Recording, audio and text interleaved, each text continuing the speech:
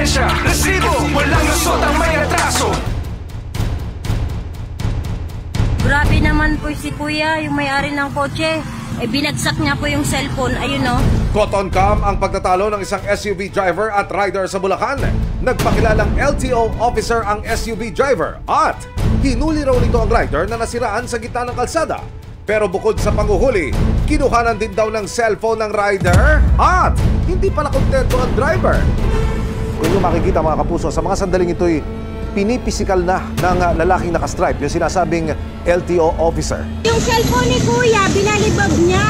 Ay, dapat nabuli niya yan kuya. Lang ba? May baril po ba? Sige po, may baril. Yan mo kaya, maraming nakakita sana. Matapos ang insidente, agad na tumulog sa PNP San Jose del Monte, Bulacan ang rider na si Raymond. Ayon sa police report, nakasaad na nagkaroon ng matinding banta sa buhay ni Raymond matapos siyang harangin sa kalsada at subukan na kuhanan ng lisensya ng nagpakilalang LTO officer. Noong August 15, na-verify po namin lahat ng detalye ng tao. Meron na rin kaming mga natanggap na information na itong tao is assigned as LTO officer. Ngayon, pagdating po namin, i-verify po namin doon para makuha po namin yung buong detalye. Kasama po yung biktima para maturo kung sino yun. Agad naman po niyang na-verify yung tao at itinuro sa amin.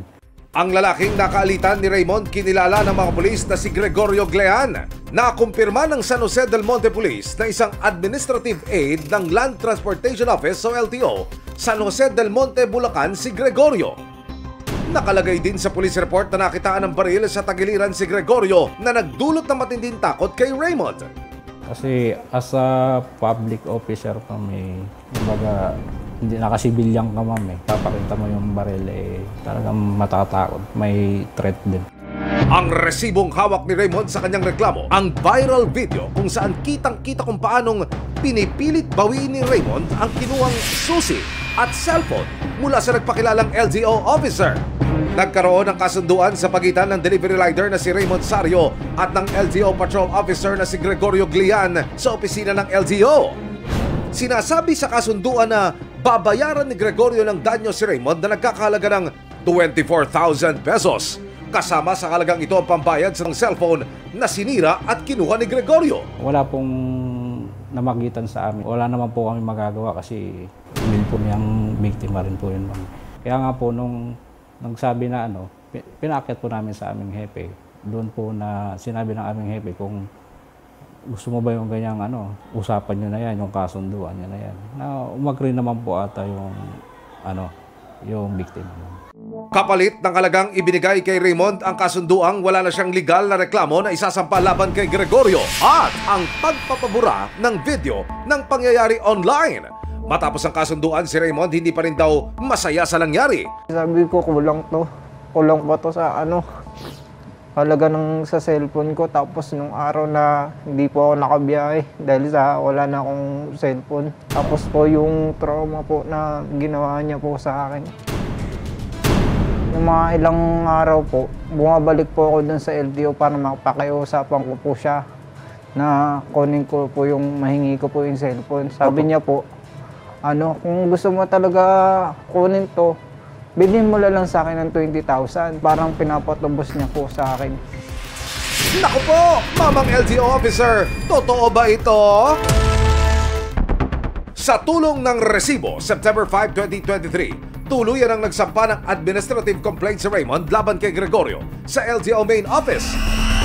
Yung ginawa mo sa akin na pagkuha mo ng baril sa sasakyan mo. At nito lamang September 13, 2023, muling nagkaharap sina Raymond at Gregorio sa PNP, San Jose del Monte, Bulacan. Dito na humingi ng tawad si Gregorio sa nagawa niya kay Raymond. Ako naman kasalanan ko yung sinira ko yung gamit niya, kaya willing naman ako ng tawad. Yun lang naman po hinihiling ko na yung pamilya ko po. Natatakot din kasi. Hindi, ba't matatakot? Magsabi ka kung magkano pa yung pwede natin itulong sa'yo, lapit ko na lang sa kanila, hihingi na lang din ako sa kanila. Parang tulong ko na lang din sa'yo. Para maayos na yan. Dahil po, isa din po akong anak na napakamanawain po sa magulang. Iintindihin ko po siya bilang tatay.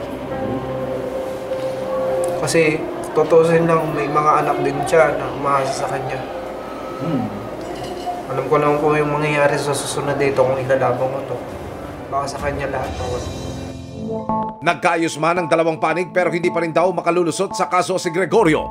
Hindi siya related sa patrol, hindi rin siya part ng law enforcement at the time of the incident. Sa regional office po is pwede siyang mag-suspend for a period of 3 months. Na-file nyo siya sa central office, so pwedeng yung action na yon is not just for suspension but also for revocation. After hearing, for drafting na yung resolution, for signature na kung ano po ba, kung suspension ba or revocation ang maipapataw sa kanya because of the road rage incident. Depensa ni Gregorio. Pag overtake ko, huminto ako, bumaba ako. Umovertake na rin jeep. Nakita ngayon ako ng mga driver, kilala kasi ako eh. Sabi niya, "Sir, hulihin mo, kanina pa yan." Yung ginagawa nila, wala silang pakialam. Na bumubusina na kami, hindi kami pinapansin. Ma'am, siyempre bilang isang LTO, sila na rin mismo nakita ako.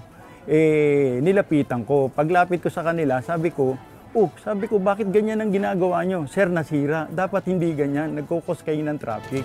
Sa huli, matinding pagsisisi ang nararamdaman ni Gregorio.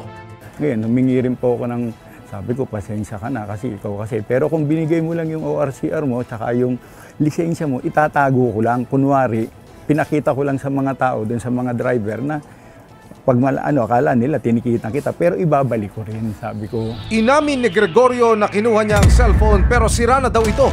Bali, ang hinahanap niyang pilit, ma'am, yung nasira na binayaran ko. Wala na, ma'am, yun eh. Talagang tuluyan ng nasira talaga, ma'am. Totally na siya, nag-block na yung cellphone, ma'am. Yun naman kasi, ma'am, obligado, ma'am, dahil sinira ko, ma'am, talaga eh.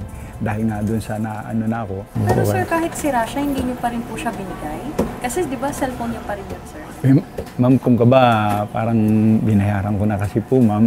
Kaya hindi ko na rin inano sa kanya, ma'am. Binigay, ma'am. Sa bintang na naglabas daw ito ng baril. May baril lang ba? May baril po ba? The time, ma'am. Hindi, lagi po nakabulsa sa akin yan, ma'am. Binubulsa ko lang, ma'am. Depensa niya. Binaril na ako, ma'am. Dahil di siguro sa mga na-apprehend ko na tao na isa nakakahuli ako na medyo mabigat yung violation. Pero ano pa naman yun, ma'am, medyo matagal-tagal na rin. Sana yung mga ganun po, sana tulungan na lang po natin kung ano man po may problema sa nangyari sa kalsada. Tatanungin po agad natin ang problema. Maraming salamat po sa GMA.